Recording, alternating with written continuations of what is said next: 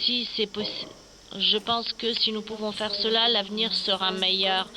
La dernière, je vais donner la parole à notre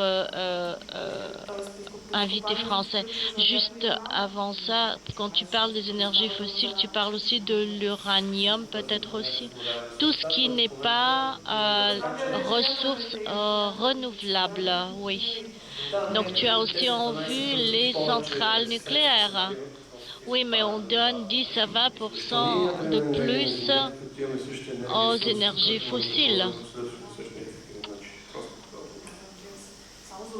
Donc, juste pour préciser, donc la dernière parole est à notre invité français et après, nous allons en terminer par notre discussion.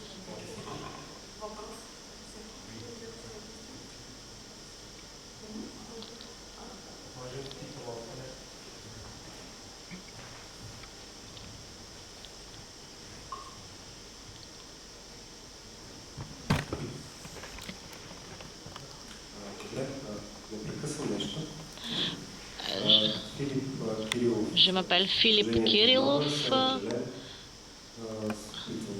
J'essaie de trouver moi aussi le bilan. Donc le fait que les énergies renouvelables soient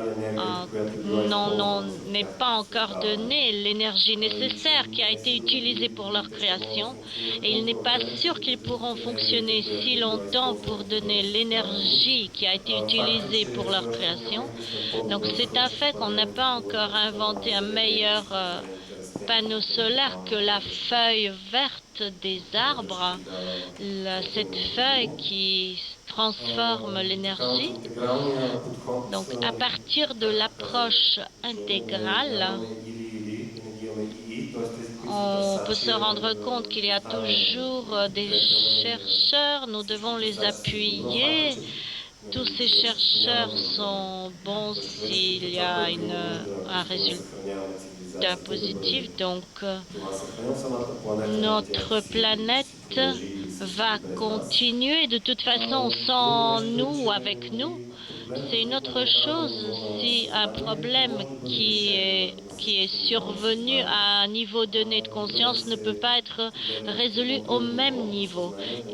Il faut avoir d'autres ressources pour regarder ce problème. Il faut commencer par l'efficacité énergétique au plan personnel. Il faut se demander comment comment être dans ce silence dont notre invité français parlait, par exemple dans les bureaux de notre travail. Donc comment au moment où nous pensons à quelque chose, la forme va venir d'elle-même, peut-être. Donc, nous revenons toujours à la question de la spiritualité, à l'amour. C'est la seule chose qui pourra nous donner les forces pour être heureux et pour avoir ce sentiment d'abondance. Il n'y a pas besoin, par exemple, d'un nouveau smartphone ou de quelque chose de nouveau qui va nous rendre heureux. Donc nous aurons ainsi la force d'accéder à un nouvel état d'esprit, de bonheur, de joie et d'abondance, de force et de richesse dans tous ces aspects. Donc c'est à ce moment-là que nous aurons aussi les forces de pédagogique pour montrer aux jeunes comment accéder à de tels états d'esprit pour être riche, heureux et pour être ensemble avec la nature. Ces moments seront aussi propices pour mieux gérer des moments plus difficiles.